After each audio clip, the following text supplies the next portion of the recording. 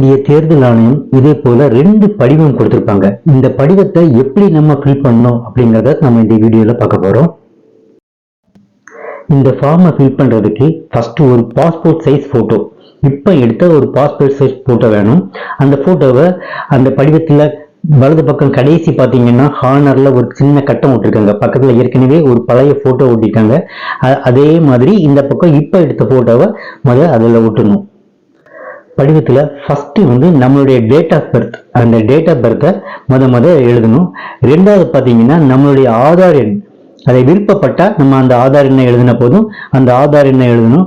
அதுக்கப்புறம் நம்மளுடைய mobile number, அதை கண்டிப்பா நம்மளுடைய மொபைல் நம்பரை அதுல எழுதி ஆகணும்.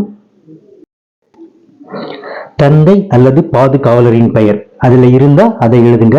அப்படி எழுதுனீங்கன்னா யாருக்கு பேரை எழுதுனீங்களோ அவங்களுடைய வாக்காளர் புகைப்பட அடையாள அட்டை என்ன எழுதுங்க. அதே மாதிரி தாயாரோட பெயர், தாயாரோட பெயரை எழுதுனீங்கன்னா அவங்களுடைய வாக்காளர் அடையாள அட்டை என்ன எழுதுங்க. அப்படி இல்ல 2 பேருமே இல்ல அப்படின்னீங்கன்னா உங்களுக்கு துணைவர், கணவன் அல்லது மனைவி இருப்பாங்க, அவங்களுடைய பெயர் எழுதுங்க.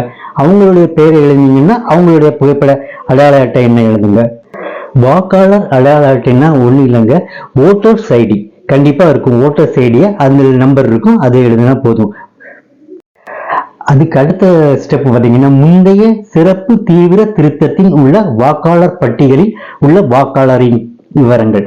இது என்னன்னா, நீங்க போன ட்ரிப் எலெக்ஷனுக்கு ஓட்டு போட்டுப்பீங்களா, அந்த டீட்டெயில், அப்போ உங்களுக்கு என்ன பேர் இருந்தது, எப்பவும் அதே பேர் தான் இருக்கும். சில பேர் நேம மாத்திருப்பாங்க, அவங்களுக்காக வேண்டி அந்த என்ன பேர் இருந்ததோ அந்த பேரு, அப்புறம் அதனுடைய புகைப்பட அடையாள அட்டை எண் இருந்தா எழுதுங்க.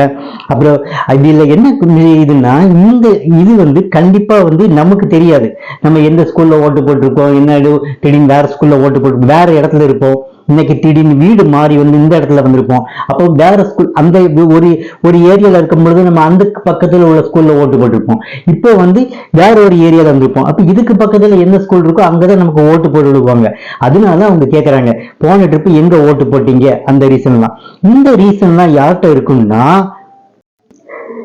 இருக்குன்னா பூத் லெவல் ஆபீசர், அதாவது அரசால் நிர்ணயிக்கப்பட்ட ஒரு அதிகாரி நம்ம இதெல்லாம் கொண்டு வருவாங்க, அவங்கள்ட்ட இருந்திருக்கும். அப்படி இல்லைன்னா பூத் லெவல் ஏஜென்ட். இந்த பூத் லெவல் ஏஜென்ட் யாருன்னா உங்களுக்கு தெரிஞ்ச கட்சிக்காரங்க நிறைய பேர் இருப்பாங்க. ஒண்ணுல எந்த கட்சியாவும் இருக்கலாம், அந்த கட்சியில மெயின் பொறுப்புல இருப்பாங்க. அவங்கள்ட்ட இந்த ஃபைல் இருக்கும், நம்ம போன ட்ரிப் யார்கிட்ட எங்க ஓட்டு போட்டோம் அப்படிங்கிற விவரங்கள் எல்லாம் அந்த ஃபைல்ல இருக்கும். அவங்கள்ட்ட அந்த ஃபைல் கொண்டு வருவாங்க. அவங்க அதை நம்ம வாங்கி பார்த்தாலே அதிலே சொல்லி தருவாங்க, அவங்களுக்கு சப்போர்ட் பண்ணுவாங்க. எங்க ஓட்டு போட்டோம் எல்லா டீடைல்ஸ் அவங்களே தருவாங்க. நம்ம அதுல நம்ம குறிச்சிக்கலாம். நமக்கு இதுக்கு முன்னாடி எங்க ஓட்டு போட்டோம் அப்படின்னு ஞாபகம் இருக்குன்னா அதை குறிக்கலாம். அவங்க உறவினின் பெயர், அந்த உறவினின் பெயர் குறிக்கலாம். அவங்க என்ன உறவு முறை அதை குறிக்கலாம். அதுக்கப்புறம் என்ன மாவட்டத்துல நீங்க ஓட்டு போட்டீங்க அந்த மாவட்டத்தோட பெயர் எழுதலாம். என்ன மாநிலம் அதை எழுதலாம். அதுக்கப்புறம் சட்டமன்ற தொகுதியின் பெயர். சட்டமன்ற தொகுதியின் பெயர் அப்படின்னா தமிழ்நாட்டுல மொத்தம் சட்டமன்ற தொகுதி 234 தொகுதி இருக்கு. இந்த 234 தொகுதிக்கும் 1ஆம் நம்பர், கும்மிடிப்பூண்டி, அப்படி ஒவ்வொரு நம்பர் கொடுத்து ஒவ்வொரு பேர் போட்டிருப்பாங்க.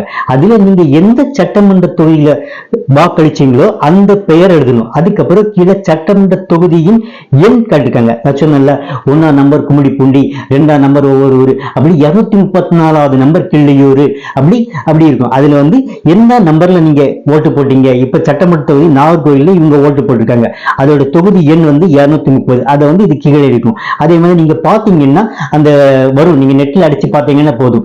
அப்படியே இல்லைன்னா அவங்கள்ட்ட கேட்டா அவங்களோட டீட்டெயில் இருக்கும், அதையும் தருவாங்க.